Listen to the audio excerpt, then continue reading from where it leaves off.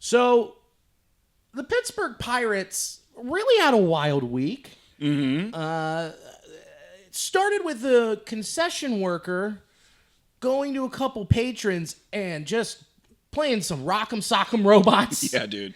And then taking off his belt in a pretty smooth motion. He had a couple tugs on it. Taking off his belt and then just walloping a fan. Yeah, dude, that was not his first time using his belt as a weapon. That was way too smooth. Dude, he was ready to go. Yeah, that was pretty wild, pretty funny just to see anyone use a belt like that, just to really discipline somebody. I don't know what led up to that altercation, but I do think it was really funny that the Pirates organization released a statement and just saying, don't worry, we suspended this. Yeah. We've moved him to another ballpark. Yeah, we demoted him. We DFA'd him. We waited for anyone to pick up the 10-day option. They didn't. So we sent him to the Riverhounds, the USL team. Yeah. He's covering a completely different sport now. Yeah, he's going to work on his form down there. Don't you worry. We'll bring him back up. Might switch him over to suspenders. Try to really eliminate that from his arsenal. Then he could use them as nunchucks. Yeah. Then he's got two. I also felt like they probably took him down to the cage, and then he just started swinging, and then they got the stat cast on how fast he was throwing the belt down. They're just like, you can increase velocity if you snap your wrist more. See here on the game tape? Yeah. He's like, oh, yeah, that makes sense. And then he just goes back to the concourse. He's like, I've learned so much. Hitting a barrel right across the Adam's apple. Precision. Dude, yeah, he was suspended. They didn't fire him. They suspended him because who wants to work there right now? That's a good point. It's like, we cannot find anybody that wants to work here. Yeah, here's the best part. They suspended this guy and then fired their manager in the same week. Woo. Yeah, that's tough. It's not Derek Shelton's fault. Yeah, man, it's been a bit abysmal to be a Pirates fan right now. But, yeah.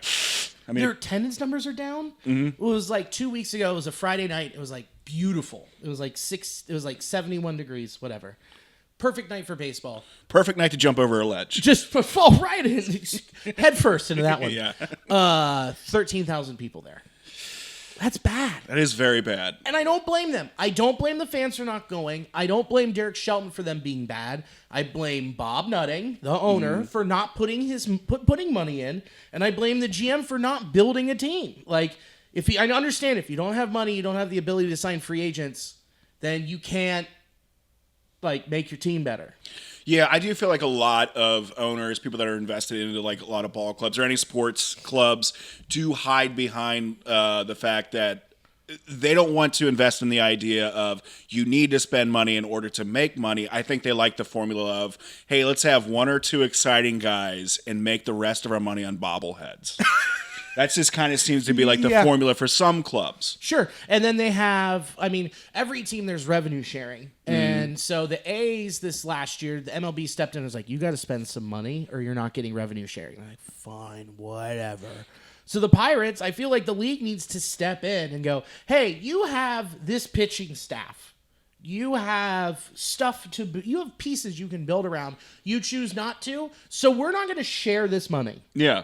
Or we're going to make you trade Paul Skeens for a huge package. It does make sense. It is like if you ever worked at a restaurant where you do tip shares at the end of the night and you have that one or two servers or bartenders that was just effing off the entire time. That was me. It's infuriating. It's, I'm going to get my $40 no matter what. Yep, I'm going to get it no matter what. Just because, you know what? I'm here. We're going to do it. So... And it's such a shame, dude. It's a beautiful ballpark. It's got Pittsburgh and us have the same rich baseball history. Mm-hmm. Yet we're trying, but we'll get to more of that later. But they're not even trying, and they're just crying poor. Yeah, I feel bad for them. It is a great ballpark. As far as not having another competitor in our division, I enjoy that, but. My heart goes out to baseball fans in Pittsburgh and all around that do watch the Pirates because they don't have a good product on the field right now. Bro, they ended their season basically mid-April. Just the fans packed it up. And they were like, nah, this is bad. No thanks. Also, too, just thinking about how much momentum they had after getting Skeens. That is completely evaporated now. Yeah, well, Jared Jones, too, getting hurt didn't help because they were hoping to have a three-headed monster. Mm-hmm. They were hoping to have a three-headed monster of Jones, Skeens, and then Keller. Well, Jones is hurt, so they're like, oh, okay, but they don't even address, the offense. Correct. Yeah, like Spencer Horowitz, that's your move.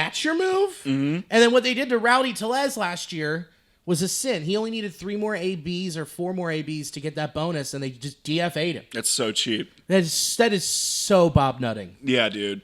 Yeah, it's a bummer. But hey, I'll take it. And also too, like, just thinking about like the products on the field, like we know for sure as Reds fans that you can have the best starting rotation or bullpen going for a while, but if you're putting up goose eggs all the time, so it just seems like their plan of attack was to just get by on the 3-headed monster, just like the excitement of the pitching, and just kind of let them just flounder around. Right.